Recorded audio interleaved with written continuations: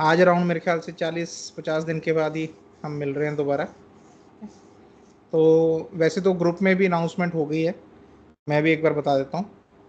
अब 1 मंथ में जैसे पहले भी 2 ही क्लासेस होती थी एवरी 15 डेज, अभी भी वैसे ही होगा। लेकिन क्योंकि हमारा ऑर्गेनन का पोर्शन ऑलमोस्ट अभी ख़त्म होने की तरफ ही है, 253 तक हमने कर लिया और 40 के अराउंड एफोरिज्म्स हैं। वो कोशिश है कि आगे की जो 4-5 क्लासेस हैं उसमें ख़त्म कर दिए जाएंगे।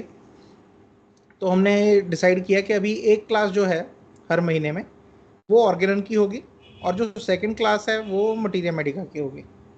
जैसे अभी 7 को आज 12 को अगर हमारी ये है ऑर्गेनन की है, तो 2 हफ्ते के बाद जो क्लास होगी वो शेड्यूल डाल दिया ग्रुप पे, आप देख लीजिए। तो वो मटीरिया मेडिका के ऊपर होगी, उसमें जो केस स्टडीज़ हैं उनको किया जाएगा, जो क्लिनिकल पार्ट है मटीरिया मेडिका का उसको डिस्कस किया जाएगा। ठीक है, लेकिन एक बात है कि जो मटीरिया मेडिका की क्लास है वो यूट्यूब पे अपलोड नहीं होगी, ऑर्गेनन की होती रहेंगी, लेकिन मटीरिया मेडिका जो है वो यूट्यूब पे अपलोड नहीं होगा, वो कहीं नहीं अपलोड होगा। तो वो जो लाइव क्लास होगी वही होगी बस। ठीक है, तो उसको आप ये थोड़ा ध्यान में रखिएगा कि उसको अटेंड, जो जब होगी क्लास तो तभी अटेंड उसको ज़रूर करें। चलो, एफोरिज्म 253 तक हमने कर लिया था, वी विल स्टार्ट विद 254।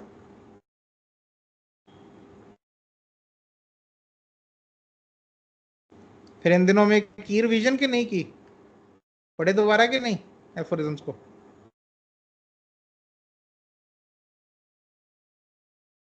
कोई नहीं करेगा माइक ऑन अभी।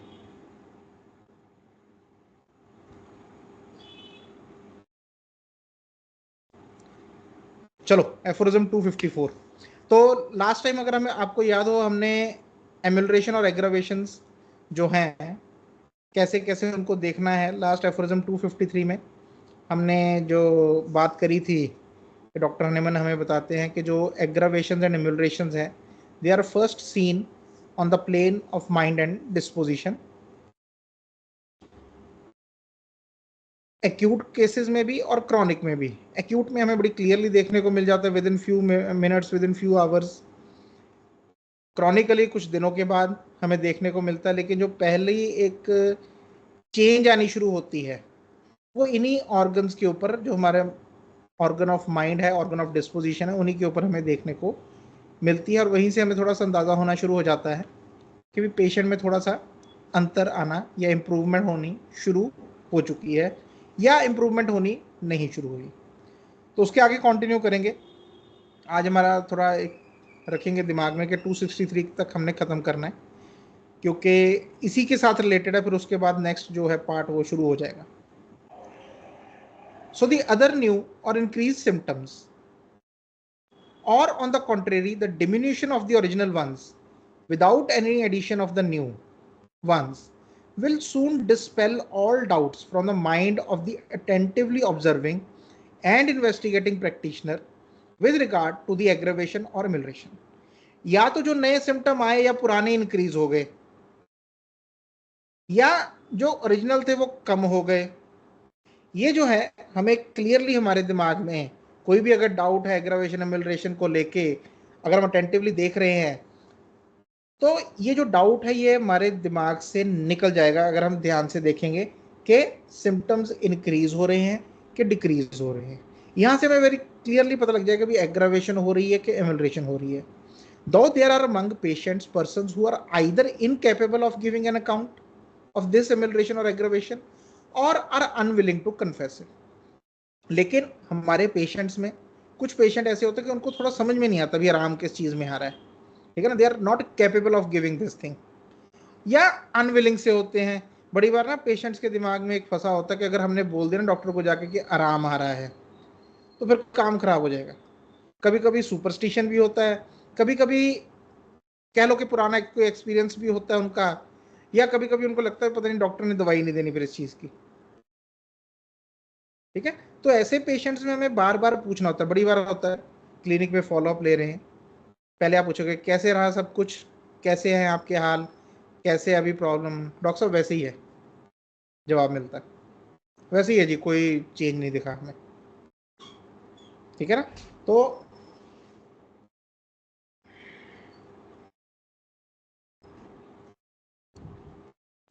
हाँ, तो डॉक्टर साहब कोई चेंज नहीं दिखा हमें, वैसे ही है सब कुछ। ठीक है। तो उसके बारे में बात कर रहे हैं कि जो एक अटेंटिवली इन्वेस्टिगेटिंग प्रैक्टिशनर है, ये उसका काम है पता लगाना। ठीक है ना। मैं पहले भी बहुत बार बोल चुका हूँ, फिर से बोलता रहता हूँ कि कभी भी पेशेंट को दोष नहीं देना इस चीज का, उसको नहीं क्रिटिसाइज करना भी उसने सही नहीं बताया हमें, neither during case taking, neither during follow up. ठीक है। उनकी बहुत सारी मजबूरियां हो सकती हैं ना सही बताने की, या तो आपकी बात नहीं उनको समझ में आ रही, उनको बताना नहीं आ रहा, they are in too much of problem के वो समझ नहीं पा रहे कि क्या करें इस चीज़ का क्या नहीं, they are not able to take in the information which you are providing. ठीक है। तो बहुत सारी चीज़ें हो सकती हैं जिनकी वजह से वो नहीं बता पा रहे या वो नहीं बताना चाहते, लेकिन इस चीज़ का दोष उनको नहीं देना। हमने अपने आप को इतना स्किलफुल बनाना है कि हमारे सामने जो भी हो रहा है, जो भी पेशेंट बता रहा है, ठीक है ना, अगर आप पेशेंट को ध्यान से देखते हो तो जो पहली बार पेशेंट आया था और जो नेक्स्ट टाइम आता है, उसमें चेंज आपको अपने आप ही दिखनी शुरू हो जाती है। अगर जो भी चेंज है नहीं है, डाउन गया है, बड़ी बार पेशेंट में डॉक्टर साहब ठीक है जी अभी तो, लेकिन सामने दिख रहा होता है कि ठीक नहीं है।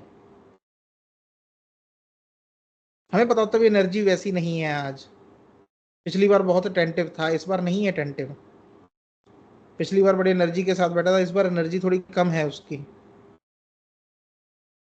ठीक है ना। हमें दिख रहा होता है सामने, कभी कभी अटेंडेंट्स कहते रहते हैं डॉक्टर साहब इसको आराम है जी, बहुत अच्छा है, हमें दिख रहा होता है कि नहीं, आराम आराम नहीं है।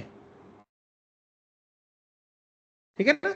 सो हमें खुद को इतना अटेंटिव या ऑब्जर्विंग बनाना है कि पेशेंट अगर हमें मिस इन्फॉर्मेशन भी दे रहा है तो हम उसको रेक्टिफाई कर सकें, अलग अलग तरीके से सवाल, क्वेश्चन पुट अप कर सकें, ताकि हमें जो आंसर चाहिए वैसा आंसर मिले।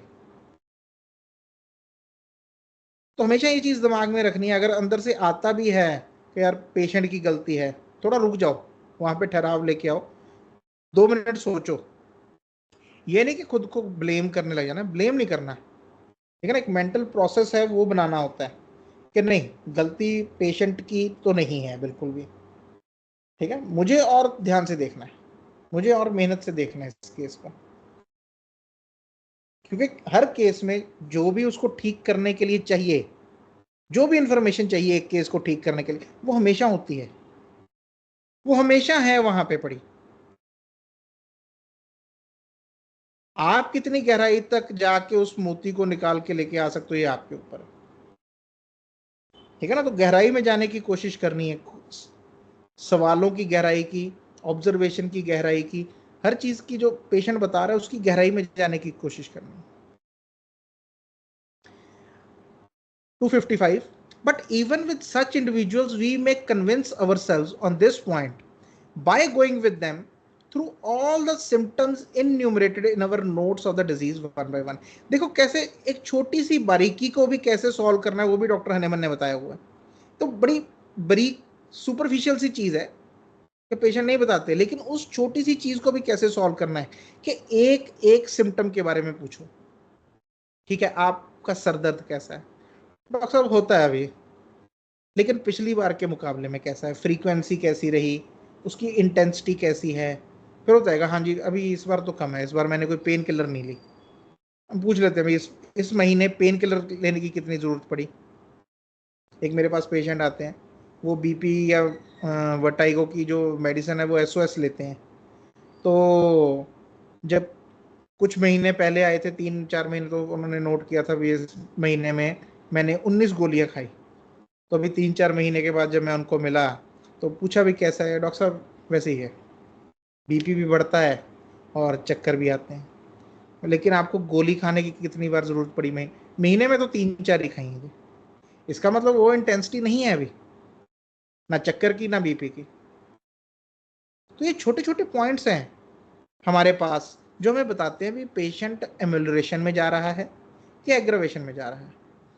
ठीक है ना, कुछ पेशेंट होते हैं सेंसिटिव होते हैं, जब तक पूरी तरह कोई सिम्टम नहीं जाता उनके लिए वो चीज़ बड़ी है, उनके लिए वो चीज़ है, उनके लिए कम ज़्यादा होना मायने नहीं रखता, उनके लिए होना या ना होना मायने रखता है। ठीक है, तो वहां पे हमें एक एक सिम्टम के बारे में पूछना है। ठीक है, go through all the symptoms enumerated in our notes of the disease one by one and finding that they complain of no new unusual symptoms in addition to these and the none of the old symptoms are worse।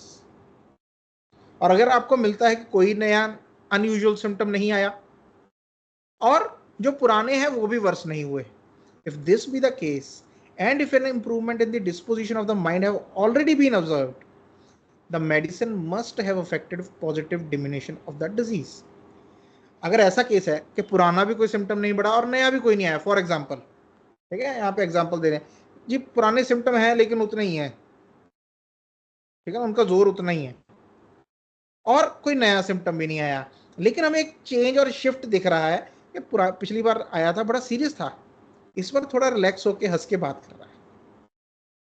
फिर हम confirm भी कर लेते हैं अगर कोई attendant साथ में है जी, कैसे मन के तौर पे कैसे हैं, मेंटली कैसे हैं, अगर वो भी ये कंफर्म कर दे कि पहले से थोड़े अच्छे हैं, उतने एंग्शियस नहीं है, उतना गुस्सा नहीं है, या उतनी चुप रहना नहीं है, he is involving himself with the things और she is involving herself with the things, तो फिर हमें दिमाग में आता कि नहीं, दवाई ने अपना पॉजिटिव काम शुरू कर दिया है, ठीक है, धीरे धीरे आएगा। लेकिन अब यहाँ पे एक और ध्यान रखना, पेशेंट के प्रेशर में आके रिपीट नहीं कर देनी डोज, उसका हमने पहले बात कर चुके कि अगर एक पॉजिटिव एमिलरेशन चल रही है उसमें आप रिपीटिशन कर दोगे तो वो एमिलरेशन को खराब कर देगी। पेशेंट ने आपको पूछ लिया कि डॉक्टर साहब कितना टाइम लगेगा जी, और 15 दिन तो हो गए, 20 दिन तो हो गए, 1 महीना तो हो गया, बोला भी टाइम लगेगा। उसके प्रेशर में नहीं आ जाना, खुद इम्पेशेंट नहीं हो जाना। पेशेंट का नाम पेशेंट है लेकिन वो इम्पेशेंट ही होते हैं। So doctor has to be a patient person, हमने पेशेंस रखनी है, क्योंकि हमें पता भी इम्प्रूव आपने टिक कर लेना, इम्प्रूवमेंट मतलब हो रही है, ठीक है ना, सिम्टम टिक है, तो मैंने रिपीट नहीं करनी, there is no need for repetition until and unless improvement रुक नहीं जाती कहीं पे जाके। आप इम्प्रूवमेंट को तेज नहीं कर सकते, इसका ध्यान रखना है, ठीक है ना, इसका ध्यान रखना भी, तेज नहीं होती। हम सिर्फ ऑब्स्टेकल्स को रिमूव कर सकते हैं जो हेल्थ को अपने आप हेल्दी होने में आ रहे थे, हम मेडिसिन के साथ उसको रिमूव करते हैं, उस कॉजेशन को रिमूव करते हैं, तो एक बार रिमूव होगी तो हेल्थ ने अपनी स्पीड पे ही आना है। Return of the health and diminishing of the disease is on its own speed. So उसको तेज धीरे करना, थोड़ा सा इसका रखना, ठीक है ना। आजकल बहुत कुछ पढ़ाया जाता है, बताया जाता है एलएम पोटेंसी के बारे में, और बहुत बहुत सारा कुछ है, मैं कहीं ना कहीं से मुझे सुनने को मिलता है। एक थोड़ा सा as a students, as a doctors, आपने ये ध्यान रखना है कि कोई ऐसा एक्सपीरियंस मिले तो अलग बात है, ठीक है ना, लेकिन एक्सपीरियंस में ऐसा देखने को यूजुअली नहीं मिलता कि there are any medicine which can increase the speed of improvement. रुकी हुई इंप्रूवमेंट को हम रीस्टार्ट कर सकते हैं, जो इंप्रूवमेंट नहीं हो रही थी उसको स्टिमुलेट कर सकते हैं, but you have to understand that the healing is done by the vital force, और उसके साथ हम धक्का नहीं कर सकते उसको, ये नहीं मतलब जल्दी करो जल्दी करो जल्दी, ये नहीं हो सकता। उसने जो समय लेना है वो लेना है, so you have to be very patient, ठीक है ना। मोस्टली ये हरिडनेस में, इस इम्पेशंस में हम अच्छा भला केस खराब कर देते हैं, इस चीज का ध्यान रखना है। आपने दवाई भी सही निकाली होती है, मेरे पास बड़ी बार स्टूडेंट्स आते हैं, कोई केस रेफर करते हैं या बताते हैं मुझे या पूछते हैं अभी क्या करें इस केस में, बड़ी बार ऐसा होता है मैं सेम दवाई ही दे देता हूँ जो पहले दी होती है उन्होंने, और इंप्रूवमेंट होनी स्टार्ट हो जाती है, पहले कभी दी होती है उन्होंने, बहुत बार होता है ऐसे, और वो ठीक हो जाता है पेशेंट। तो कहीं ना कहीं जब मैंने नोटिस किया है कि हमारी जो इम्पेशेंस है ना वो काम खराब कर देती है। तो जब भी आपको ये चीज़ें मिलती हैं, आपके पास पॉइंटर हैं, पैरामीटर हैं कि इम्प्रूवमेंट हो रही है कि नहीं हो रही, simple.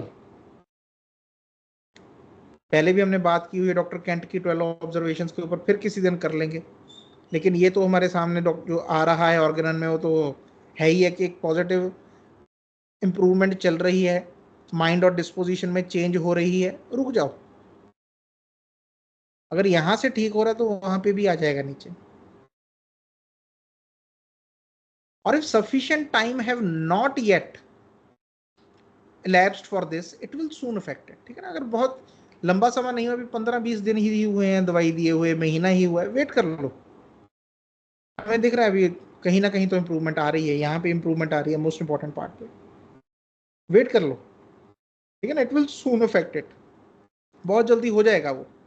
Now supposing the remedy is perfectly appropriate, ठीक है ना, हम सपोज करें कि रेमेडी हमारी बिल्कुल ठीक थी, the improvement delayed too long in making its appearance, this depends either on some error of conduct on the part of the patient.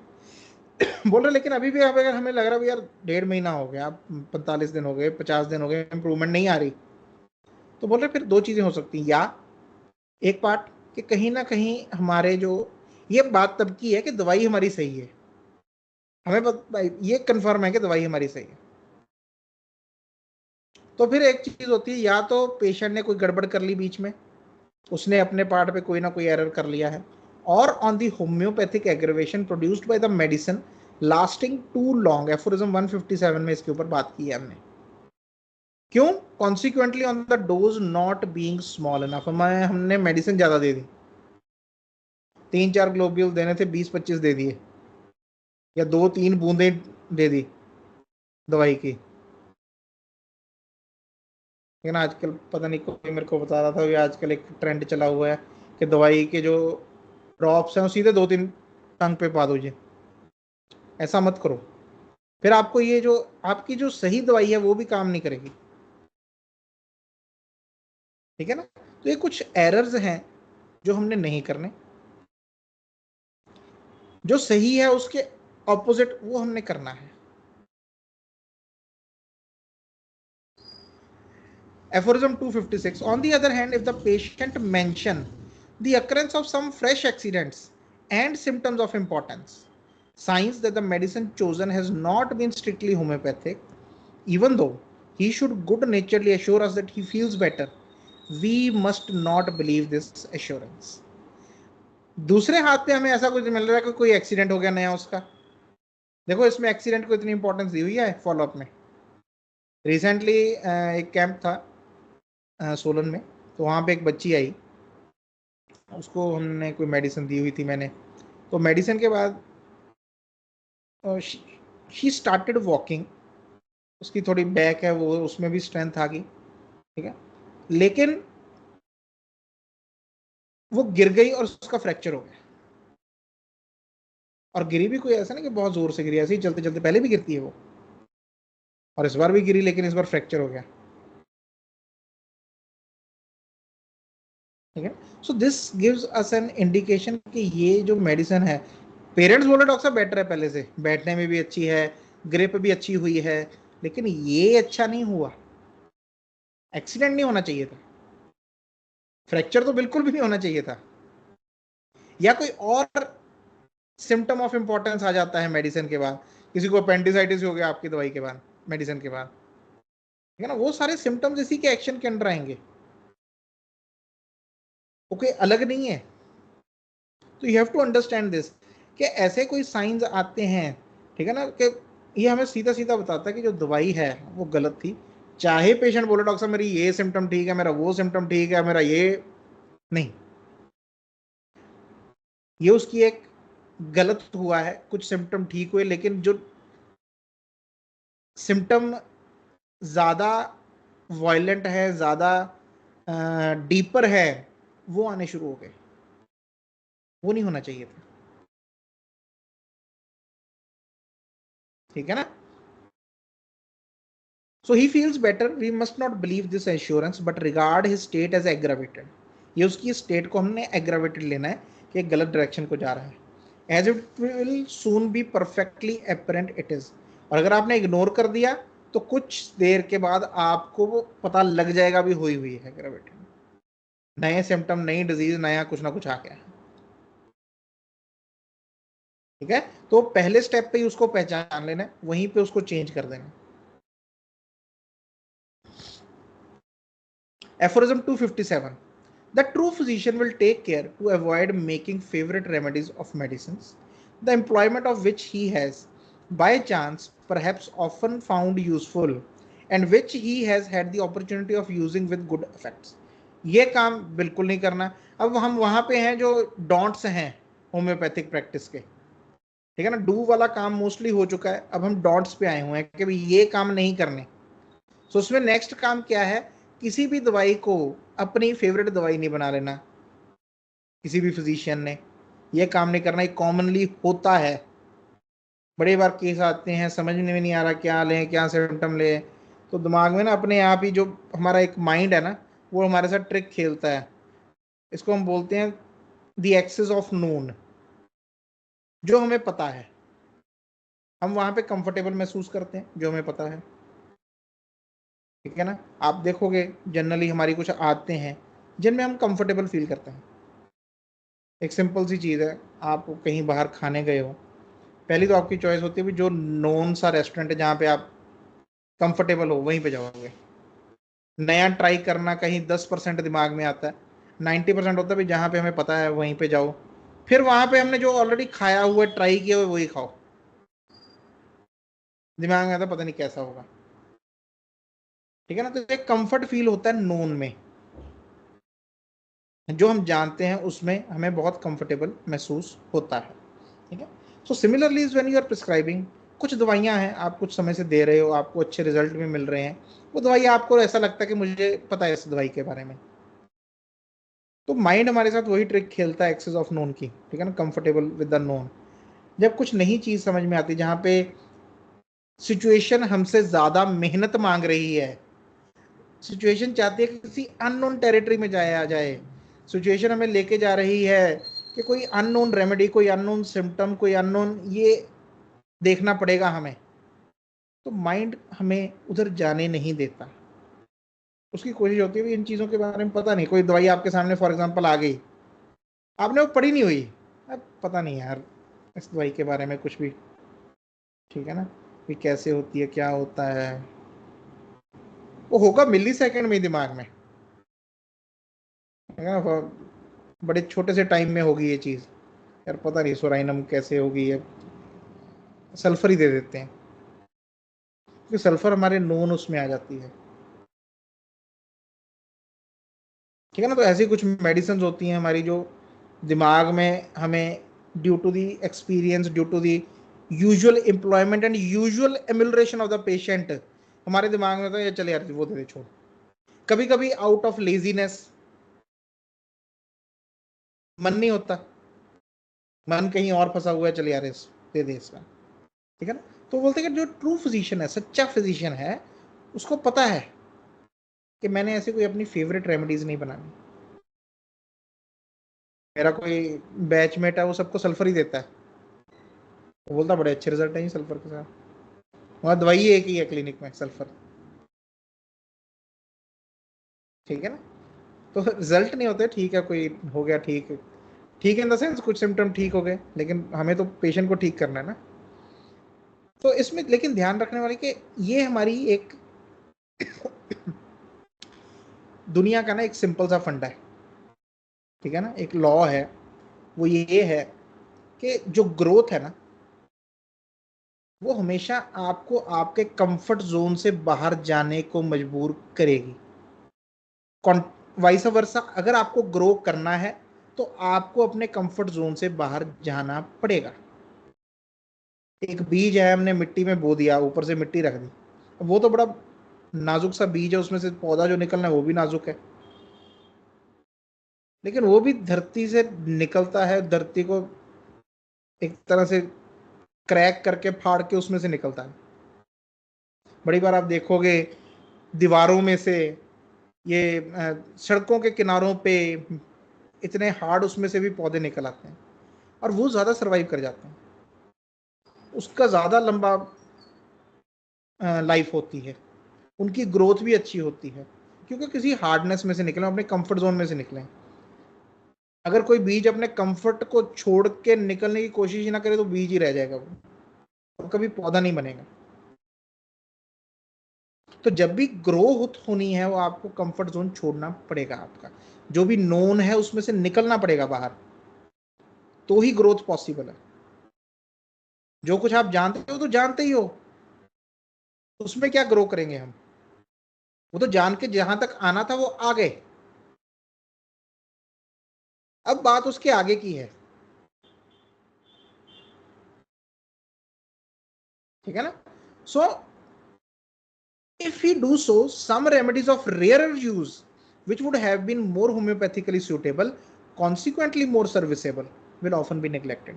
कुछ दवाइयां जो हम रेयरली यूज करते हैं, ठीक है ना, उनका यूज रेयर है, लेकिन उस केस में वही होम्योपैथिकली सूटेबल थी, वही थी जिसने पेशेंट को ठीक करना था।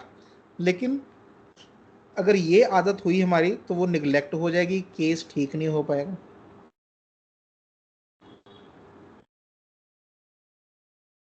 ठीक है? तो ये जो डॉट है इनका ध्यान रखना है कि हम प्रेजुडाइज तो नहीं हो रहे चीज़ों के ऊपर। जब भी मैं पेशेंट देखता हूँ, क्या मेरे दिमाग में यही 3-4 दवाइयाँ ही आती हैं? खुद को ऑब्जर्व करते रहना है, रुक जाना है वहाँ पे, रुकना बहुत ज़रूरी है। बड़ी बार एक थॉट आता है, हम वो थॉट को छोड़ के आगे चले जाते हैं। नहीं, अगर वो थॉट बहुत इंपॉर्टेंट है, आपने ध्यान दिया है उस पर, तो रुक जाओ, 5 मिनट 10 मिनट उसके बारे में सोच लो। क्योंकि रुक के जब हम सोचते हैं उस चीज़ के बारे में तो हमें उसका सॉल्यूशन मिल जाता है। नहीं तो फिर वो पार्ट ऑफ द थॉट, एक अनकॉन्शियस माइंड के पार्ट में वो चलती रहती है चीज़।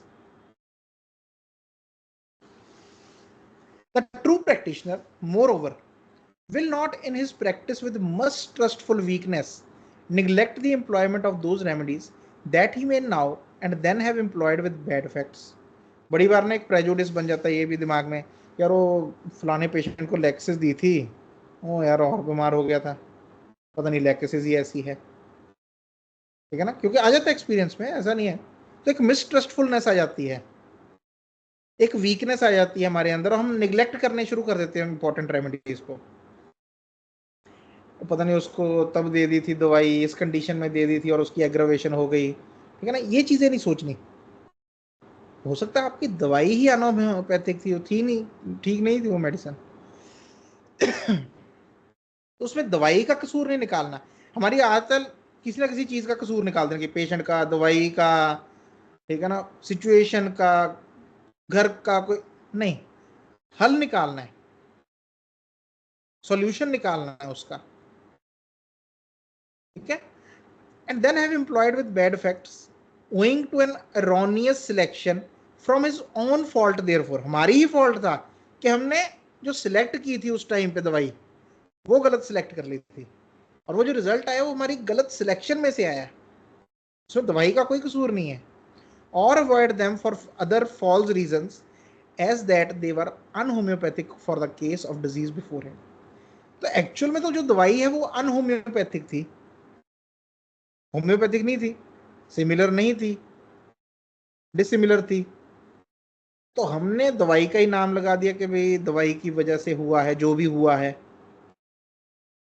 ये नहीं करना। मानना है कि मेरे देखने में कहीं कमी रही होगी, ये मानना है। क्योंकि अगर लैकेसिस बाकी लोगों के पास अच्छा काम करती है तो मेरे पास अगर वो नहीं काम कर रही, इसका मतलब मेरी सिलेक्शन होम्योपैथिक है, मुझे लैकेसिस के बारे में इतना पता नहीं है, मैं गलत जगह पे लैकेसिस दे रहा हूं, तो उसको इंप्रूव करना है मैंने। He must bear in mind the truth that of medicinal agents that one alone invariably deserves the preference in every case of disease, which corresponds most accurately by similarity to the totality of the characteristic symptoms, and that no paltry prejudices should interfere with this serious choice. ठीक है ना? तो हमें हमारे दिमाग में वो सच्चाई रखनी है कि मेडिसिनल एजेंट सिर्फ इसी चीज़ के ऊपर बेस्ड है, उसकी सिलेक्शन इसी ऊपर के बेस्ड है कि उसकी जो सिमिलैरिटी है वो टोटलिटी ऑफ करेक्टरिस्टिक सिम्टम्स से होनी चाहिए। अब यहाँ पे ना बड़ी प्यारी चीज़ लिखी है डॉक्टर हनेमन ने, अगर हम ध्यान से इसको पढ़ लें तो एक जो हमारी क्योंकि मैंने ना देखा है कुछ डॉक्टर्स में जो वो एक्चुअली इसको भी क्लासिकल ही कहते हैं होम्योपैथी। चलो मैं उसमें नहीं जाऊंगा भी क्लासिकल या नॉन क्लासिकल, लेकिन होम्योपैथी का क्या है कि बहुत सारे जितने भी सिम्टम है सभी ले लो। आप कॉलेजेस में हो, कुछ लोग डॉक्टर करके आए हो कॉलेजेस से, आपने चीज़ मोस्टली कॉलेज में इंटर्नशिप के ड्यूरिंग देखी होगी। When they tell you about the case taking, वो 15-20 सिम्टम 30 सिम्टम ले लेते हैं। देखो आपने 15-20-30 सिम्टम ले लिए तो उसमें आपकी दवाइयाँ कौन सी रह जाएंगी? वही एक्कोनाइट, सल्फर, बेलाडोना, ठीक है ना, फॉस्फोरस, आर्सेनिक, ये दवाइयाँ रह जाएंगी। क्योंकि इनका ही एरे है कि भी ये 15-20 जो कॉमन सिम्टम है उनको कवर कर लें। ठीक है। हम मैं बाहर जा फॉरेन जा गया, ब्राज़ील गया हूँ अभी, अब थाईलैंड भी जाऊँगा, पहले भी गया, वहाँ पे भी यही चीज़ की जाती है। क्योंकि वो वही सिम्टम दिखाया सिखाया हुआ है कि भाई बस सिम्टम उठाओ और डालते जाओ रिपर्टरी में। पेशेंट ने ए बोला डाल दो ए, बी बोला डाल दो बी, सी बोल दिया सी भी डाल दो। वो ए बी और सी सिम्टम जो है उनकी इंपॉर्टेंस क्या है? वर्ड है totality of the characteristic symptoms, बहुत इंपॉर्टेंट है। जो हम टोटलिटी ले रहे हैं, जिसको हमने सिमिलर करना है पेशेंट के साथ, that totality is of the characteristic symptoms of the body of the patient.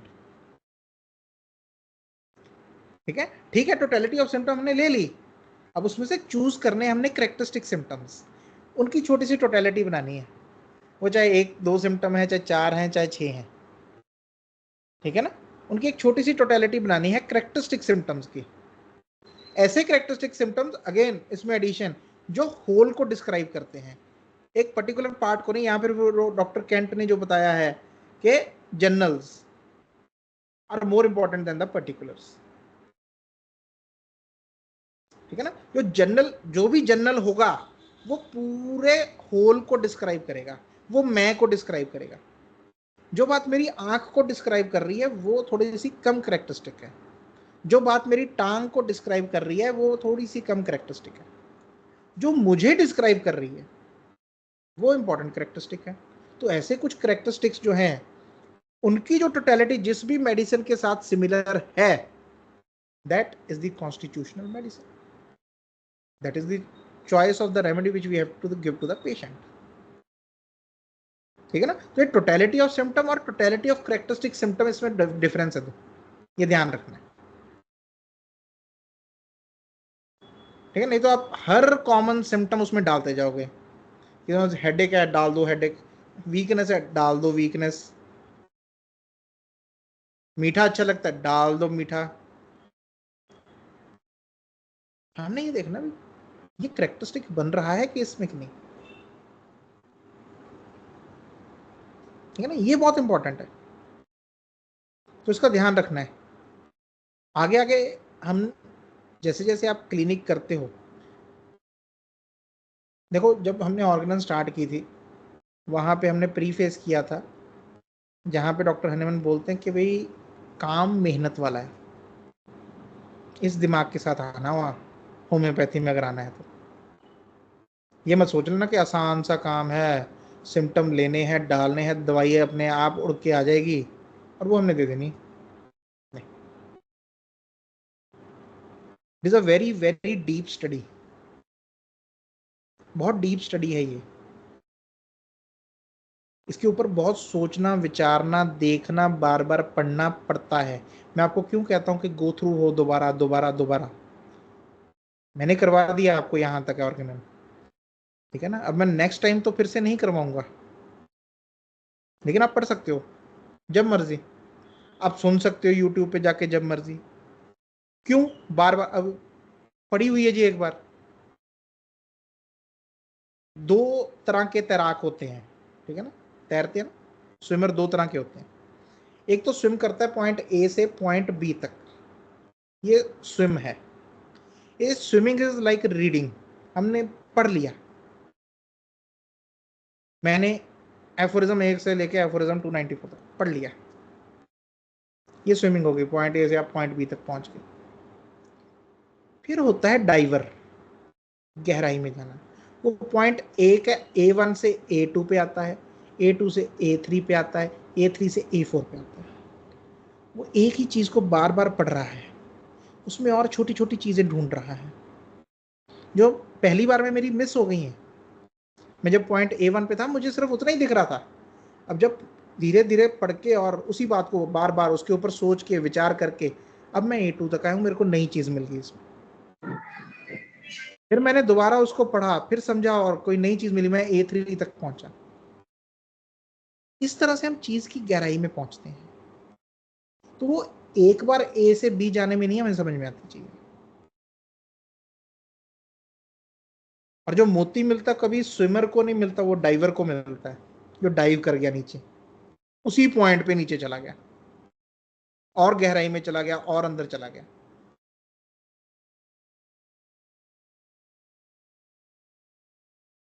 ठीक है ना। तो जब हम बात करते हैं कि इसको फिर से पढ़ लो, साल में ये जरूर रखो भी एक बार ऑर्गेनन पढ़नी है। सुन लो, अब तो सुनने का भी पॉसिबल है, पहले तो चलो नहीं था मेरे ख्याल से, अब तो आप यूट्यूब पे सुन भी सकते हो। सुन लो उसको दोबारा। अब जैसे जैसे बार बार बार बार बार बार वो बात अंदर जाएगी, वैसे वैसे आप गहराई में जाना शुरू हो जाओगे। फिर कब कहां से कौन सा मोती आपके हाथ में लग जाए आपको पता भी नहीं चलेगा। ठीक है, मैं हर बार ये बताता था कि मैंने आपको ये बताना भी पढ़ना कैसे है। पढ़ तो आप लोगे, अगर मन होगा, इच्छा होगी, लगन होगी, अंदर से आवाज होगी, डिजायर होगी, तो पढ़ तो आप लोगे। लेकिन पढ़ने का क्या तरीका है वो मैं आपको बता सकता हूँ। ठीक है ना। तो कोशिश करना उसको गहराई में जाने की, go more deep into it. अब ये बड़ी अच्छी बात हमें इस एफोरिज्म में सुनने को पढ़ने को मिली, totality of the characteristic symptoms. बड़े लोगों को आज तक ये कंफ्यूजन है कि टोटलिटी ले ली, मैंने पूरा केस ले लिया, 3-4 पेज सभी डाल दिया। नहीं, सब नहीं डालने, नहीं तो माइंड में सभी फास्टिडियस ही हैं। फिर वही एक रूब्रिक ले लो, फिर तो सब पे वही। और ये होता है लेते रहते एक ही रूब्रिक, अच्छा फास्टिडियस तो है ये तो डाल ही लो। आपको सफाई अच्छी लगती है, हाँ जी बहुत अच्छी लगती है, लो जी डालो। इतना सुपरफिशियल नहीं है फास्टिडियसनेस, उसकी गहराई है। मैंने मेरे ख्याल से लिया ना लेक्चर फास्टिडियस के ऊपर, ऋषभ लिया हुआ है लेक्चर फास्टिडियस पे कि नहीं? नहीं मेरे ख्याल से आपके पास नहीं लिया लिया है सर, लिया है। लिया है। लिया है, हाँ। हाँ जी। ठीक है ना। तो वो बहुत गहरा रूब्रिक है, गहरा सिम्टम है, और बहुत कम मिलता है, बहुत कम मिलता है वो। अगर आपको बार बार मिल रहा है ना हर दूसरे पेशेंट में, तो आप गलत ले रहे हो फिर उसको, ये ध्यान रखना। ठीक है, तो उसको हमने पढ़ना सीखना भी, कैसे पढ़ना है। चलो हाँ। Aphorism 259, considering the minuteness of the doses necessary and proper in the homeopathic treatment, we can easily understand that during the treatment everything must be removed from the diet and regimen which can have any medicinal action, in order that the small dose may not be overwhelmed and extinguished or disturbed by any foreign medicinal irritant। अब देखो यहाँ पे और कितनी clarity होगी कि हम diet and regiment के ऊपर हमने ध्यान क्यों देना है, उसका क्या फर्क पड़ सकता है। क्योंकि हम जो डोजेस दे रहे हैं दे आर वेरी माइन्यूट, बहुत छोटी छोटी डोज है वो। ठीक है ना। तो माइन्यूटनेस की वजह से उसका जो एक्शन है वो जल्दी डिस्टर्ब हो सकता है किसी चीज से। अब आपने क्रोसिन ले ली 500 mg, ठीक है ना, उसने पेन रिलीव करना है, बुखार को कम करना है, खाओ, ऊपर से जो मर्जी खाते पीते रहो, वो डोज ही इतनी हुआ है, उसने कर देना है जो भी करना है, लेकिन फिर उसने उसके इफेक्ट भी देने वैसे ही, फिर वो उस लेवल पे नहीं काम करती जहां पे माइन्यूट डोजेस काम करती हैं। ठीक है ना। सो माइन्यूटनेस की वजह से ये होता है, तो इसका मतलब नहीं है नहीं बड़ी डोजेस देनी, बड़ी डोजेस दोगे तो फिर एमिलरेशन ही होगी, वो एग्रावेशन में रहेगा पेशेंट। ठीक है। तो माइन्यूटनेस ऑफ डोज वही रखनी है, लेकिन उसको कोई डिस्टर्ब ना कर दे, कोई उस स्मॉल डोज को ऐसा कोई मेडिसिनल एक्शन हमने कुछ खाया पिया वो ओवरवेम ना कर दे, वो एक्सटिंग्विश ना कर दे, वो उसको डिस्टर्ब ना कर दे, कोई ऐसा मेडिसिनल इरिटेंट या कोई ऐसी मेडिसिनल चीज हमने नहीं देनी।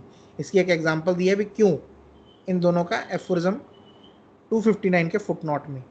रात होती है बोल रहे हैं, जब रात होती है बिल्कुल शांति है, the softest tones of a distant flute that in the still midnight hours would inspire a tender heart with exalted feelings and dissolve it in religious ecstasy।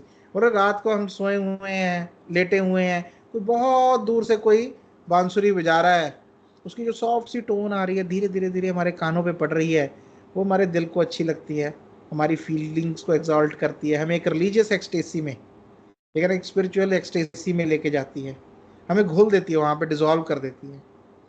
लेकिन यही जो धुन है are inaudible and powerless amid discordant cries of the noise and the noise of the day.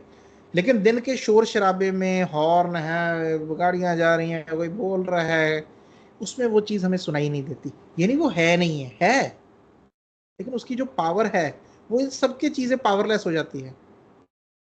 तो वैसे ही हमारी माइन्यूटस dose है, लेकिन वो लेके जाती है हमें ठीक होने की तरफ, हेल्थ की तरफ, ठीक है ना।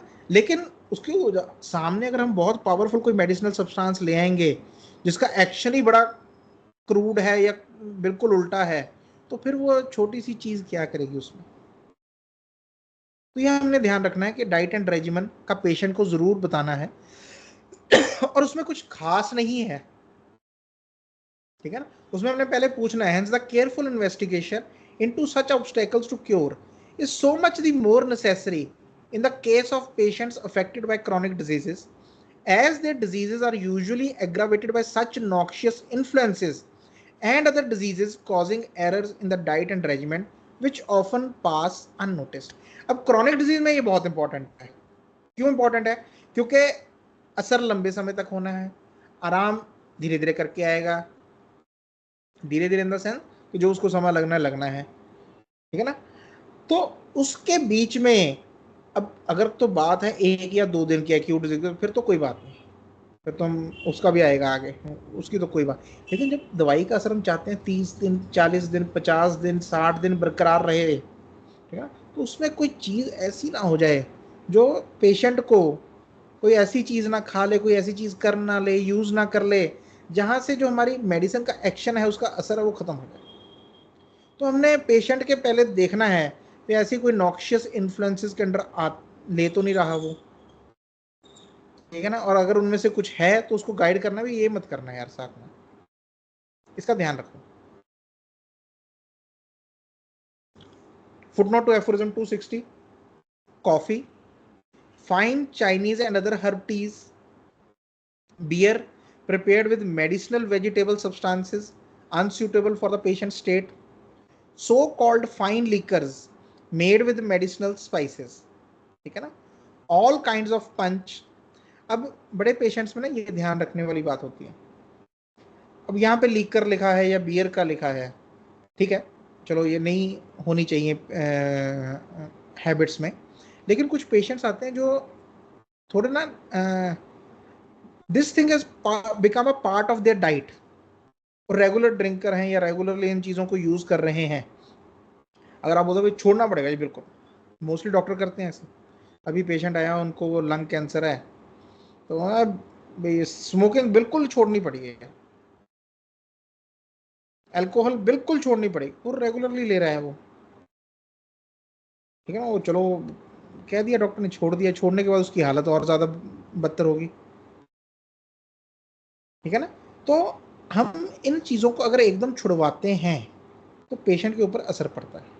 अब यहाँ पे थोड़ा सा ध्यान देने वाली चीज़ है, यहाँ पे डॉक्टर हने मैंने सिर्फ बियर नहीं लिखी, beer prepared with medicinal vegetable substances. लेकिन इसका ये मतलब नहीं है कि पेशेंट को बोलो कि हल्लाशेरी भी नहीं देनी, तो लो जी लो कोई बात नहीं जितनी मर्जी लो, ये नहीं। हाँ, मना तो करना ही है, लेकिन अगर कोई ऐसी चीज़ है जहाँ पे कोई मेडिसिनल सब्सटेंस यूज हो रहा है, ठीक है ना, fine liquors made with medicinal spices, कोई बोटेनिकल स्पाइसेस के साथ कोई लिकर बनी हुई है, ठीक है ना, तो उनको वो बात पूछनी भी है पहले और बनाना कि इसको मत, इसको छोड़ दो, ठीक है ना। उसकी जगह अगर आपका बहुत ज़्यादा बॉडी एडिक्टेड है तो कोई और चीज़ ले लो उसकी जगह जो सिंपल फॉर्म में है, लेकिन ये मत लो। All kind of punch, spiced chocolates, ठीक है ना, स्पाइसेस हैं, पंच है जहाँ पे, ऑर्डर्स वाटर्स, ठीक है ना। अभी ऑर्डर्स वाटर भी इसमें आपका रूह अफ़ज़ा भी आ जाता है। And perfumes of many kind, strong scented flowers in the apartment, tooth powders and essences and perfumed सैशेज कंपाउंडेड ऑफ ड्रग्स। कोई मेडिसिनल सैशेज हैं, परफ्यूम्ड हैं, कैम्फर है किसी में, हाईली स्पाइस्ड डिशेस, बहुत स्पाइसी है, अपने तो वैसे ही बहुत खाते हैं, तो उनको थोड़ा बोलना है स्पाइसेस कम कर लो अपने। And sauces, spiced cakes and ices, crude medicinal vegetables for soups, dishes of herbs, roots, and stalks of plants possessing medicinal qualities, old cheese and meats that are in a state of decomposition, खराब हो रहा है चीज, meet खराब हो रहा है, वो मना करना है। और दी पोजेस और दैट पोजेस मेडिसिनल प्रॉपर्टीज, जैसे कि as the flesh of the fat of pork, pork में मेडिसिनल प्रॉपर्टीज होती हैं, डक्स एंड जीज और veal that is too young and sour wines, ये these are the types of meat, or just as certainly to be kept from patients as they should avoid all excess in food। सिर्फ यही नहीं, कोई भी excess in food है वो भी avoid करना है। and in the use of sugar and salt as also spirituous drinks, कोई भी चीज excess में नहीं लेनी। heated room, कमरा भी बहुत ज्यादा कूल नहीं कर लेना, बहुत ज्यादा गर्म नहीं कर लेना। Woollen clothing next to the skin, ठीक है ना, सीधा हम वूलन क्लोथ डाल लेते हैं, वो नहीं करना है। Which should be exchange in warm weather, जैसे वार्म आता है तो you should use first cotton and then for linen garments. A sedentary life in close apartment, ये नहीं करना, थोड़ा बाहर निकलना है, घूमना फिरना है, सारा दिन बैठे नहीं रहना अंदर। और the frequent indulgence in मियर passive exercise, या फिर बहुत जल्दी जल्दी एक्सरसाइज करते वो भी नहीं करनी, बहुत ज़्यादा ही करते वो नहीं करनी, सच एज राइडिंग, ड्राइविंग और swinging. Prolonged Suckling, taking a long siesta in a recumbent posture, ठीक है ना, लंबे समय तक सोना, गलत पोस्चर में सोना। Sitting up long at night, रात को ज़्यादा ज़्यादा देर तक जागते रहना। Uncleanliness, unnatural debauchery, enervation by reading obscene books, subjects of grief, anger और vexation, a passion for play, खेलना नहीं बहुत ज़्यादा, ठीक है ना, ओवर एक्सर्शन ऑफ माइंड और body, dwelling in marshic districts, damp rooms, penurious living, penurious होता है living in poverty, etc. All these things must be as far as possible avoided or removed। जहां तक हो सके इन चीजों को अवॉइड करने की कोशिश करनी है, उनको बोलना है पेशेंट को, ठीक है ना, या रिमूव हो सकता तो रिमूव कर लें। हम बोलेंगे अब इनमें से पॉवर्टी कैसे रिमूव करेंगे किसी की, ठीक है ना, पेशेंट कैसे करेगा पॉवर्टी, या कहीं रह ही रहा है उसका घर ही वहां पे है, वो कैसे रिमूव करेगा, ठीक है ना। हाँ, आज हम कह सकते हैं कि ये चीज़ें बहुत मुश्किल हैं, पहले इतनी मुश्किल नहीं थी। जब डॉक्टर हनीमन के समय में ये चीज़ें को रिमूव करना इतना मुश्किल नहीं था, they were by choice, now they have become part of life, ठीक है। हम लेकिन सिर्फ इतना बोल देना पार्ट ऑफ लाइफ है तो वहां पे रुक जाना, या वहां पे अपने आप को एक एक्सक्यूज देना भी ये चीज़ें हो नहीं सकती, ये हो सकती हैं, ठीक है। थोड़ा आज की डेट में थोड़ा मुश्किल है इनको करना, रिमूव करना, लेकिन इट इज़ पॉसिबल। जितने भी हम कर सकें, जितना भी उनको बोल सके, जितना भी अवॉइड कर सको आप करना, ठीक है ना। एटलीस्ट कुछ चीज़ें तो हैं ही हैं जो अवॉइड की जा सकती हैं, ठीक है ना। सेडेंट्री लाइफ है, या अनक्लीनलीनेस है, रात को लंबे समय तक जागते रहना, वो ये चीज़ें तो अवॉइड हो सकती हैं, ओवर एक्सर्शन अवॉइड की जा सकती है। तो जितनी भी चीज़ें हम अवॉइड करवा सकें उतना अच्छा है। एक देखो, ये चीज़ें क्यों मना, चलो कुछ तो इनमें से मेडिसिनल हैं, कुछ जो हैं वो हमारे ना सोर्स ऑफ एनर्जी के साथ जुड़ी हुई हैं।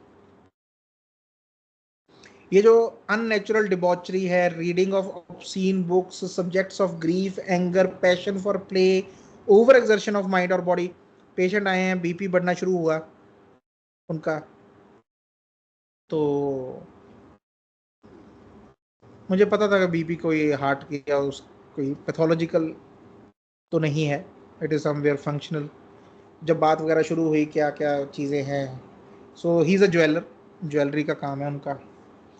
तो मेरा यूजुअली ऐसे पेशेंट्स के साथ एक ही पहला क्वेश्चन होता है, भी वो कौन सी चीज़ें हैं जीवन में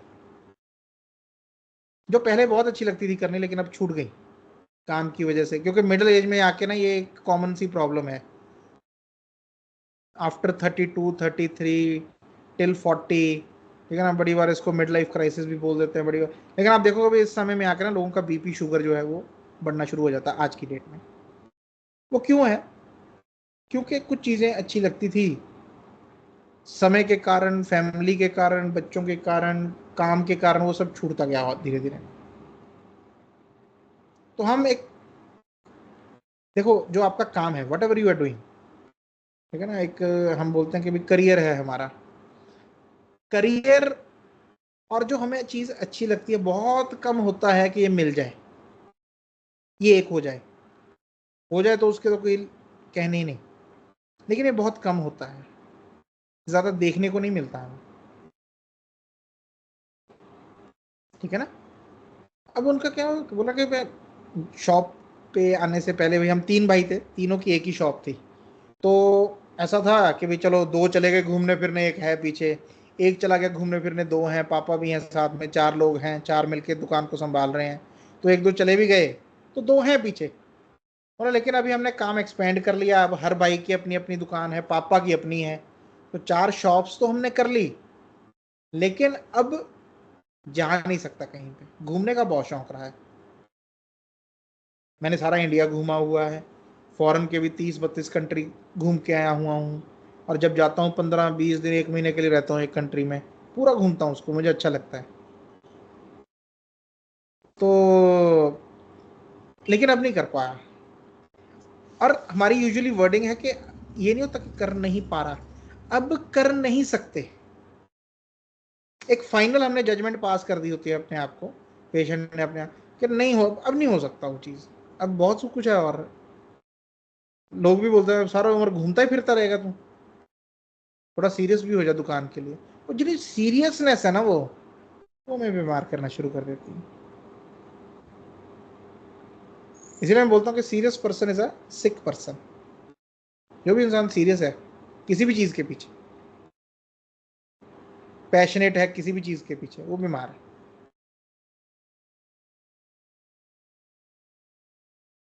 चाहे वो कोई भी चीज़ है, चाहे आप उसको पॉजिटिवली लेते हो, लेकिन दैट इज अ सिकनेस। तो जब मैंने उनके साथ बात की कि ये ऐसे ऐसे, इन चीज़ों को इंट्रोड्यूस करो, and he started becoming emotional कि हाँ भाई बात तो यही है मेरे बीमार होने की, क्योंकि मैंने यही देखा कि जब से मैं इस चीज़ में आया हूँ, जब से मैंने ये एक्सपेंड किया, मैं धीरे धीरे करके बीमार हो रहा हूँ, मैं अपनी एनर्जी लूज़ कर रहा हूँ, चाहे बोलता मैं दुकान में बैठा हंस रहा हूँ, मैं खुश हूँ मेरी ग्रोथ के साथ, इतने, वो अपने आप को ना एक्सक्यूजेस हम ऐसे ही देते हैं, यार देखो 2 साल में और अगर ये मेहनत ना करते हम सब कुछ बंद करके तो इतनी ग्रोथ हो पाती, वो ग्रोथ क्या है जिसने आपको बीमार कर दिया, ये कैसी ग्रोथ है? That is a very bad thing अगर हम उसको ग्रोथ कहते हैं, या क्योंकि हम ग्रोथ को कैसे मेजर करते हैं, भी एक दुकान थी 2 हो गई, 2 थी 4 हो गई, इतना बैंक बैलेंस था डबल हो गया, ग्रोथ तो हुई, लेकिन उसमें सेहत कहाँ गई? सेहत होते होते चाहे चीज 2 साल की जगह 5 साल में हो जाती, लेकिन सेहत रहती, सेहत रहती, फिर तो मजा भी आता 5 साल के बाद उसको एंजॉय करने का। अब 2 साल के बाद ध्यान सारा बीपी के ऊपर है, तो आप एंजॉय भी नहीं कर पा रहे जो है आपको प्रॉब्लम आपके पास,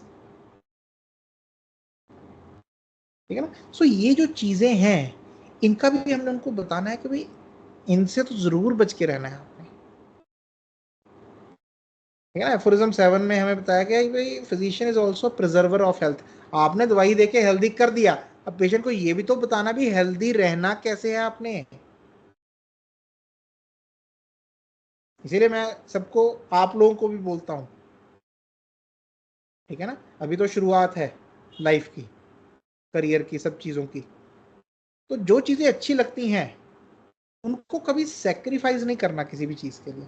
किसी को दोस्तों में बैठना अच्छा लगता है और शादी होती है, दोस्तों में बैठना बंद हो जाता है। ठीक है ना, ठीक है, मैं ये नहीं बोलता कि बिल्कुल ही छोड़ ही दो, वही करना है बस, नहीं। चेंज आती है, लेकिन चेंज के साथ कुछ चीज़ें जो हमने संभाल के रखनी है, कुछ चीज़ें हैं जो पॉजिटिवली चेंज भी करनी है। अगर कोई लड़का है वो सारा दिन दोस्तों में ही रहता है, तो मैं ये नहीं है भी सारा दिन वैसे ही रहे दोस्तों में, नहीं। ठीक है ना, जो चीज़ें हैं इंपॉर्टेंट वो भी करनी है, लेकिन वो भी बंद नहीं करना। हम एक्सट्रीम मेजर्स पे जाते हैं, या तो बंद ही कर दो या फिर उधर ही हो जाओ, नहीं, ऐसे नहीं करना। वो बैलेंस नहीं है। किसी को म्यूजिक अच्छा लगता है, किसी को गाने सुनने अच्छे लगते हैं, किसी को म्यूजिक बनाना अच्छा लगता है, किसी को पोएट्री अच्छी लगती है, किसी को लिखनी अच्छी लगती है, किसी को सुननी अच्छी लगती है, पढ़नी अच्छी लगती है, किसी को खेलना अच्छा लगता है, कोई क्रिकेट खेलता है, कोई फुटबॉल खेलता है, कोई वॉलीबॉल खेलता है। ये बंद नहीं करना कभी भी, ये नहीं बंद करना कभी भी। और पेशेंट को भी बोलना कि ये नहीं बंद करना। मेरे ऐसे एक और पेशेंट थे, उनको गार्डनिंग का बहुत शौक है, लेकिन वो बंद करवा दिया वाइफ ने। मैं सारा दिन गमलों में घुसे रहती हूँ, चलो बंद हो गया उसका। हुआ वो देखता किसी के घर जाके कितने खूबसूरत गमले हैं आपके, जरा उदास महसूस करता है। वो उस टाइम तो खुशी होती है उसको देख के, लेकिन उदासी होती है कि मेरा मेरा भी शौक था ये। ठीक है ना, तो ये चीजें नहीं कभी भी बंद होने देनी। चलो, some of my disciples seem needlessly to increase the difficulty of patient's dietary। अब यहाँ पे एक और दूसरी भी चीज है, बोला कि नीडलेसली नहीं इंक्रीज करना, अभी सब कुछ ही बंद करवा दो पेशेंट का। ठीक है ना, तो यहाँ पे इसीलिए बड़े उन्होंने ध्यान से लिखा कि must be as far as possible avoided और रिमूव्ड। जहां तक हो सकता है उनको बोलना कि अवॉइड करना, अगर रिमूव हो सकता है तो रिमूव कर दो। जितना पॉसिबल है रिमूव करना हो रिमूव कर दो, जितना पॉसिबल है अवॉइड करना वो अवॉइड कर लो। लेकिन वो बोलेंगे मेरे कुछ डिसाइपल्स हैं, मेरे कुछ स्टूडेंट्स हैं, वो बिना जरूरत के needlessly to increase the difficulty of patients dietary by forbidding the use of many more tolerably indifferent thing. बोले बहुत सारी ऐसी चीजें हैं जो शरीर के ऊपर कोई फर्क नहीं डालती, वो उनको भी बंद करवा देते हैं, which is not to be commended. मैं उन चीजों को कमेंड नहीं करता। और आजकल देखा ही जाता है डॉक्टर, दर्दें हो रही ज्यादा, चलो दूध बंद कर दो। दूध का दर्द के साथ क्या लेना देना है? एसिडिटी हो रही है, चलो ये फिर दही बंद कर दो। गले में रेशा आ रहा है, बंद कर दो ठंडा। इन चीजों से कुछ लेना देना नहीं है। अगर हम ऐसे ही सब कुछ ही बंद करवा देंगे पेशेंट का, फिर पेशेंट बोलेगा भी ट्रीटमेंट ज्यादा दुखदायक है बीमारी से। और आते हैं पेशेंट ऐसे, डॉक्टर साहब मेरा तो, और उनको बोलो ना नहीं नहीं खाओ खाओ सब कुछ खाना पीना, इतने खुश होते हैं पेशेंट ना भी जैसे जीवन दोबारा मिल गया हो। बोले ठीक तो बाद में हो जाएंगे, पहले तो इसी बात को सुन के इतनी खुशी हो गई है कि मैं कुछ भी खा पी सकता हूँ। तो एक ऐसे ही नहीं प्रेशर बना देना पेशेंट के ऊपर कि भी सारा दिन वो बेचारा यही सोचता रहे भी मैंने क्या खाना है और क्या नहीं खाना। उसको जरूरी जरूरी चीजें बोल देना भी इनको अवॉइड करना है। ठीक है ना, रिमूव कर सकते हो रिमूव कर दो, नहीं तो एटलीस्ट अवॉइड करो, जितना कर सकते हो आप। The most appropriate regimen during the employment of medicine in chronic diseases consists in the removal of such obstacles to recovery and in supplying where necessary the reverse। ठीक है ना, अब बोल रहे कि एक इंपॉर्टेंट जो रेजिमेंट है क्रॉनिक डिजीज में वो यही है कि इन ऑब्स्टेकल्स को रिमूव करना है, और जहां पे जरूरत पड़ती है वहां पे इसका रिवर्स जो है वो इंट्रोड्यूस करना है, जैसे मैंने अभी आपको बताया। ठीक है ना, कि पेशेंट को innocent moral and intellectual recreation, moral और इंटेलेक्चुअल रिक्रिएशन है, ये बहुत ज़रूरी है। जैसे मैंने अभी आपको बताया कि रिक्रिएशन ज़रूर रखनी है, दीज आर रिक्रिएटिव एक्टिविटीज़। अगर आपको घूमना अच्छा लगता है 2 महीने में एक बार ज़रूर रखो, 2 महीने में 5 दिन कुछ नहीं होते, जाओ कहीं घूमने, अगर घूमना अच्छा लगता है। लेकिन किसी को घूमने में उल्टियाँ आती हैं तो वो नहीं, ठीक है ना, वो नहीं, देखा देखी वाली हॉबी नहीं, अच्छा सारे घूमने जा रहे हैं, वो क्या बोलते हैं आजकल, फियर ऑफ मिसिंग आउट, वो नहीं रखना अंदर, वो तो फिर डर है, तो फिर बीमारी है। पता नहीं वहां पे क्या है, उस जगह पे सारे ही जा रहे हैं, मैं भी देख के आऊं, वो नहीं। ठीक है ना, वो मिसिंग आउट वाला नहीं, जो आपको अच्छा लगता है, दिल को पता होता है, अंदर थोड़ी देर बैठ के सोचो, अपने आप से बात करो भी मेरे को क्या चीज़ें जो अच्छी लगती हैं। एक मेरे फीमेल पेशेंट थे कोई, उनको एम्ब्रॉयडरी करनी बड़ी अच्छी लगती थी, लेकिन वो बोले फुर्सत ही नहीं लगती बच्चों में, हस्बैंड में, और वो चीज़ अंदर ही अंदर ना, वो एक, ये चीज़ें हमारी बेसिक लाइफ के साथ जुड़ी होती हैं, हमारी सोल के साथ जुड़ी होती हैं, हमारी स्पिरिट के साथ जुड़ी होती हैं चीज़ें।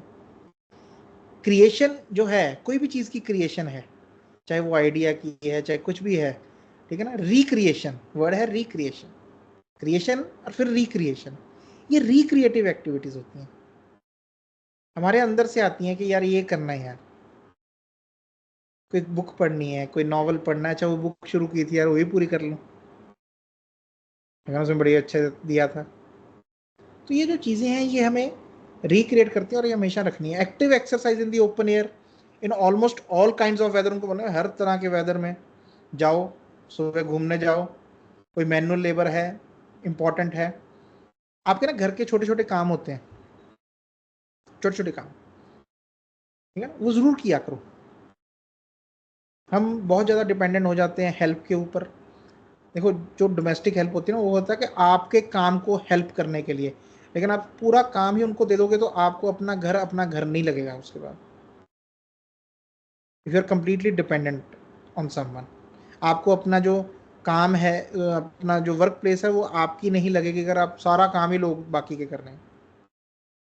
ठीक है, तो मैनुअल लेबर ये जो है, ये भी दूसरा बहुत इंपॉर्टेंट पार्ट है to be healthy.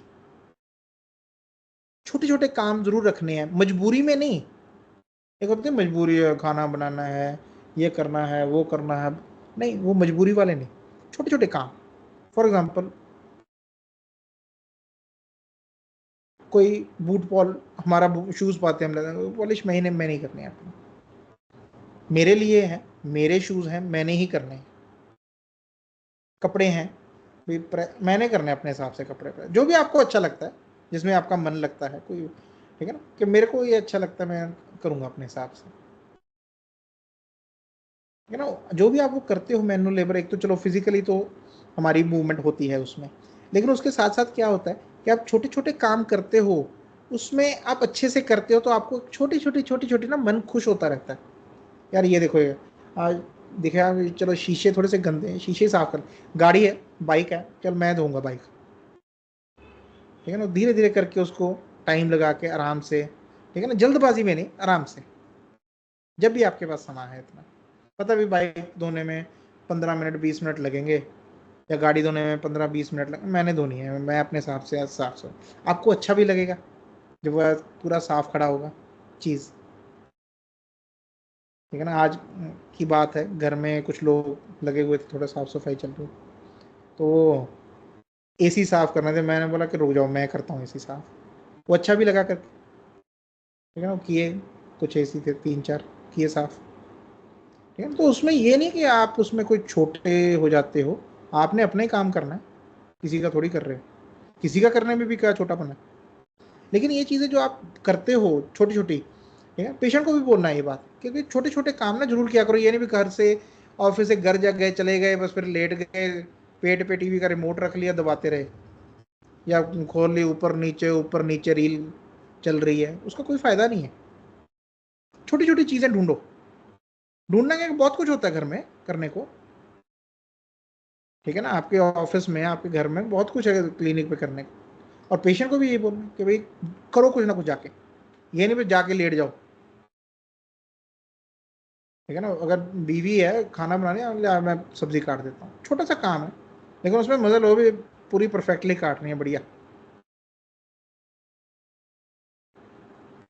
Suitable nutritious unmedicinal food and drinks, मतलब जो न्यूट्रिशियस खाना है वो खाइए, जो सूटेबल है, अनमेडिसिनल है, कोई खाने में पीने में चीज़ें वो लीजिए, ठीक है ना। ये 2 3 चीज़ें हैं, इनको इंट्रोड्यूस करना है, बाकियों को तो रिमूव करना है या स्टॉप करवाना है हमने, या कम करवाना है, इनको इंट्रोड्यूस कराना है, रिक्रिएशन को, एक्टिव एक्सरसाइज को, और nutrition and suitable food and drinks को। In acute diseases on the other hand, अब बिल्कुल उल्टा है थोड़ा सा एक्यूट डिजीजेस में, ये तो क्रॉनिक की बात हो रही थी राइट हैंड रेजिमेंट की।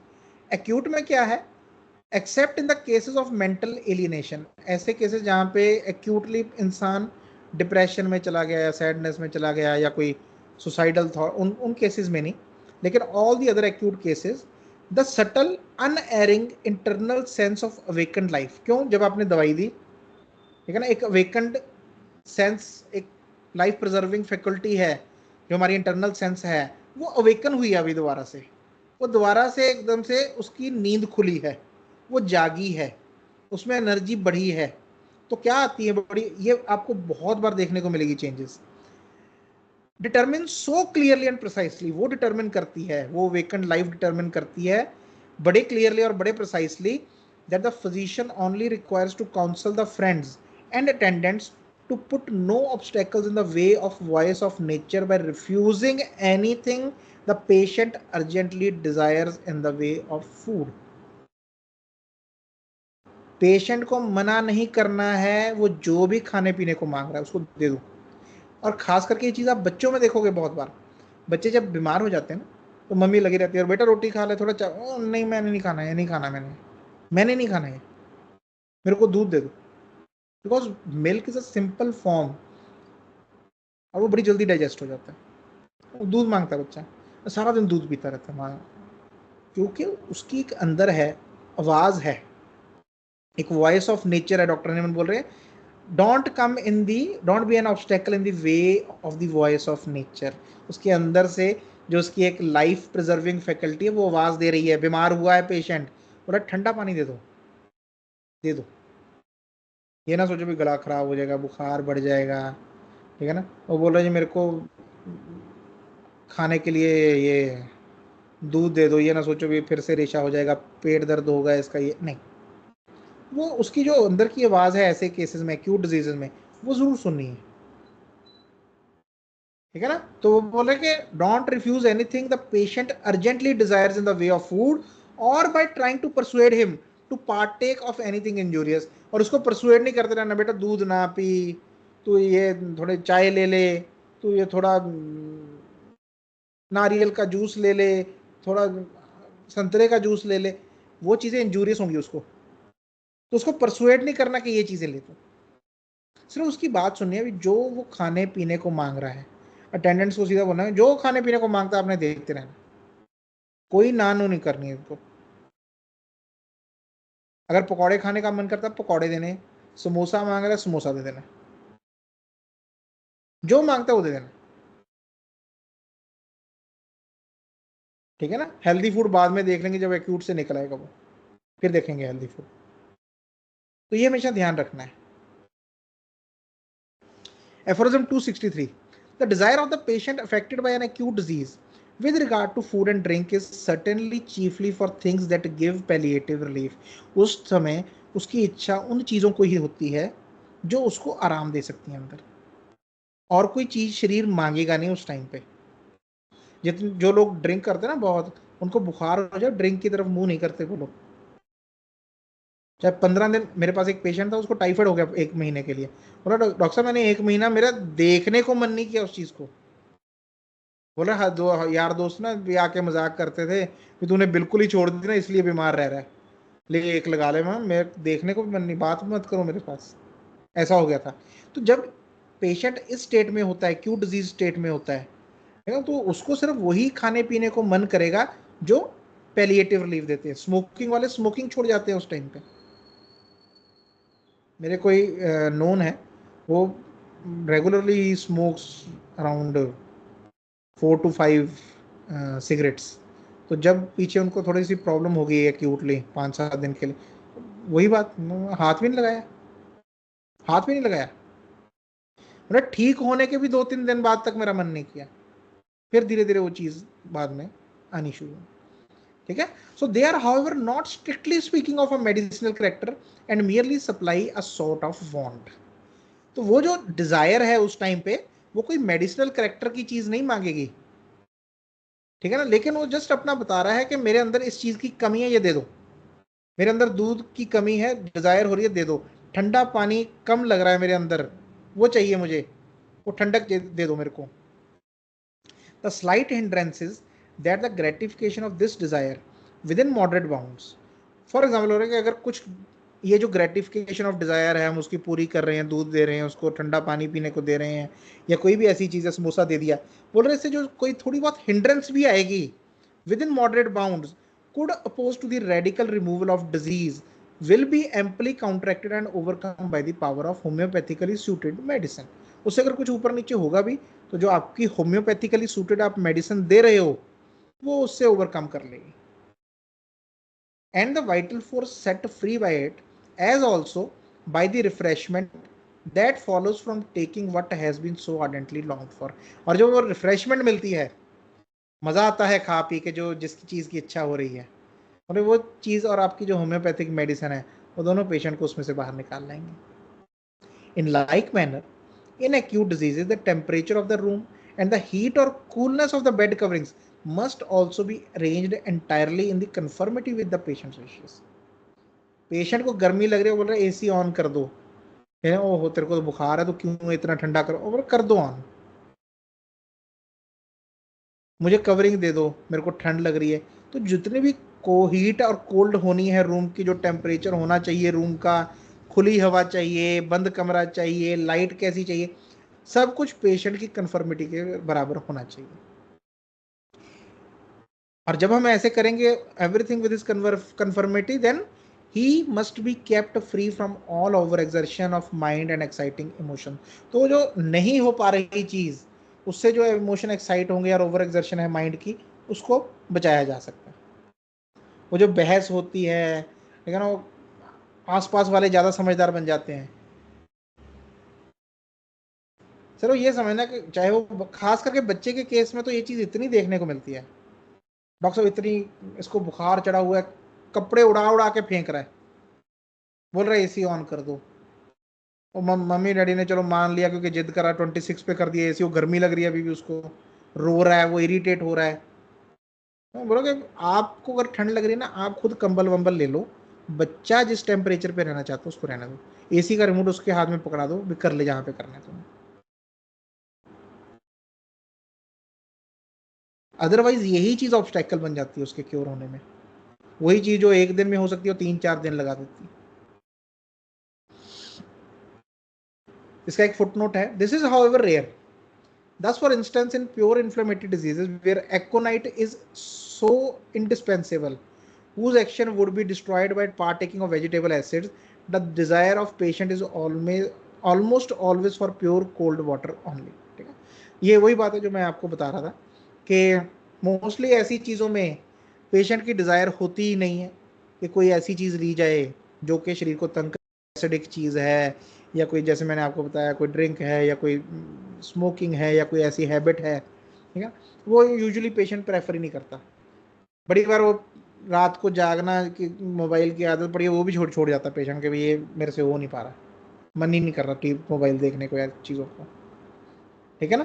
तो वो सब चीज़ें वो छोड़ ही देता है which are basically injurious to him during this state, ठीक है ना। तो ये आप देखो, क्योंकि मैंने तो बहुत बार देखा है ये चीज़ होते, आप भी ऑब्जर्व करो आगे आगे इन चीज़ों को, इन एग्जाम्पल्स को, ठीक है ना। क्योंकि जब जब हम ये चीज़ें फील करते हैं, एक्सपीरियंस करते हैं, तो हमारे अंदर ये एफोरिज्म जो है वो गहराई में जाने शुरू हो जाते हैं, we start absorbing these aphorisms,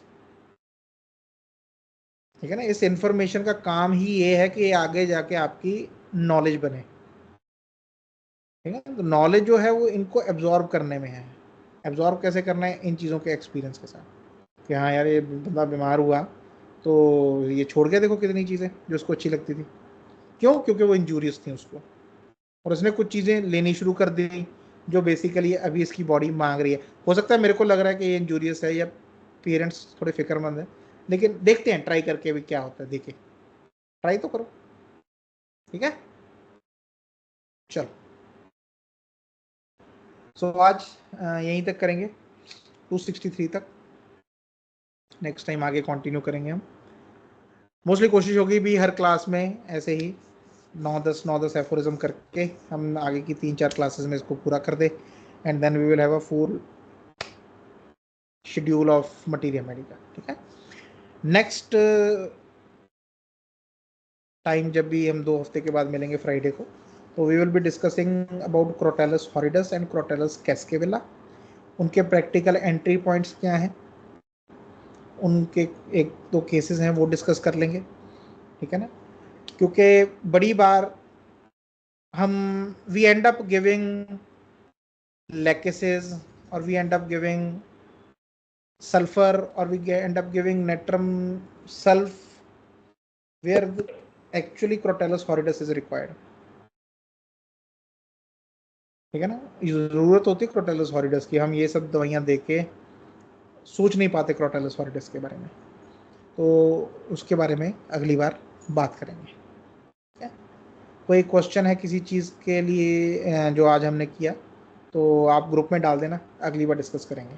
ठीक है जी, चलो थैंक यू, गुड नाइट सबको। और जो आज बातें की उनके ऊपर बैठ के सोचना, थोड़ा ध्यान देना। Thank you. Thank you, sir. Thank you, sir. Good night. Thank you, sir. Good night. Nice. Thank you, sir.